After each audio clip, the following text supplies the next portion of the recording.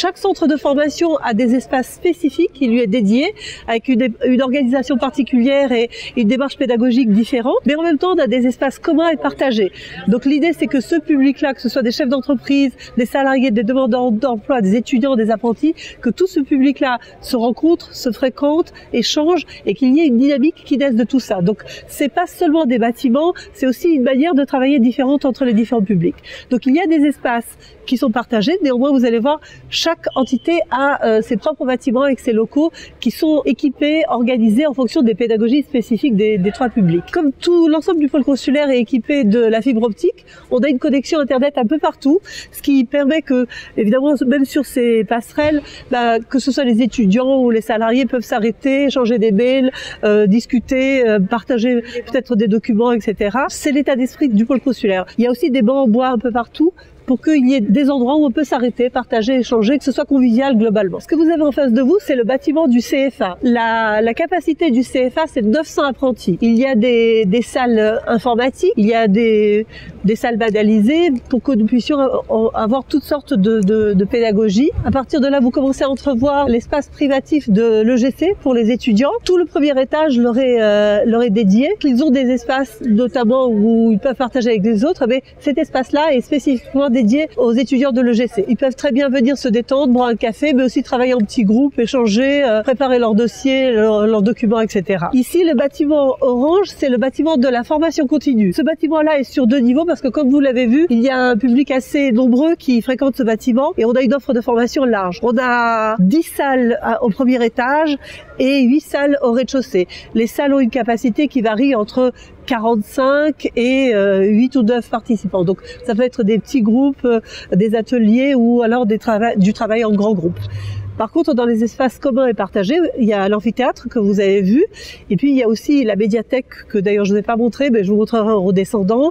Et puis l'espace que vous allez voir là, qui est malheureusement, qui sera équipé à partir de mercredi, parce qu'on nous livre tout le mobilier, où il y aura des tables basses, des manches debout, et on a un prestataire qui sera installé justement dans la partie centrale, voilà, qui sera le snacking où on pourra effectivement s'acheter soit des petites choses à grignoter, soit des salades, soit des choses sur le pouce. Chaque entité, je vais vous en montrer tout à l'heure une, a un mini réfectoire qui lui est dédié. Par exemple, en formation continue, on a beaucoup de salariés et beaucoup de demandeurs d'emploi qui viennent avec leur repas. Donc ils ont des frigos, ils peuvent le déposer. Il y a des micro-ondes pour réchauffer, il y a des espaces pour déjeuner. Donc ils ne sont pas obligés d'acheter des choses à manger. Pour les salariés, il y a aussi bon nombre d'entreprises qui nous demandent d'organiser le repas dans le cadre de la formation. Donc on a un prestataire qui nous livre des repas et qui leur sont servis donc dans un espace dédié. Si vous voyez au-dessus de certaines portes une petite lumière bleue, ça permet de voir dans quelle salle il y a des gens qui travaillent et quelles sont les salles qui sont libres pour éviter d'ouvrir alors que la salle est occupée. Le centre d'études de langue, si vous voulez, c'est pas que des ordinateurs, c'est un peu la partie labo, mais on a des formations qui sont des formations là pour le coup sans ordinateur, sans cahier, sans tableau,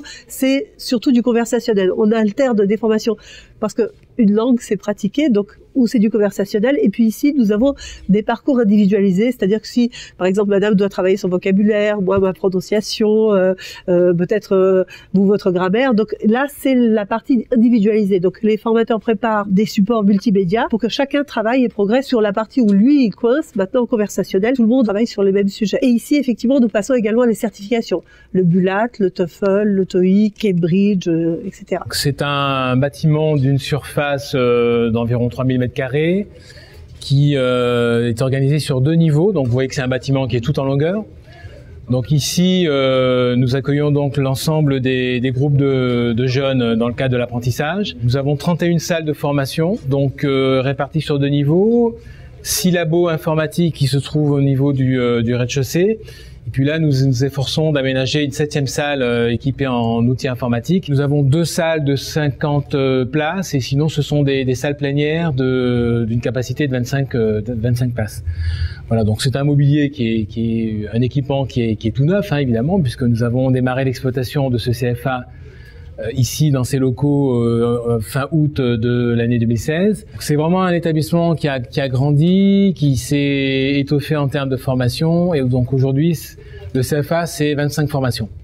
dont 21 dans le cadre de l'enseignement supérieur. Nous avons 600 alternants, les 600 ne sont jamais ici en même temps, nous en avons en gros la moitié, puisque le rythme d'alternance c'est une semaine sur 2. L'équipe d'encadrement est répartie sur 3 bâtiments, donc les gestionnaires pédagogiques ainsi que la vie scolaire sont ici, et le reste de l'équipe est réparti sur les 2 autres bâtiments. On a 3 grandes salles comme ça, donc qui sont divisibles, qui passent à 6.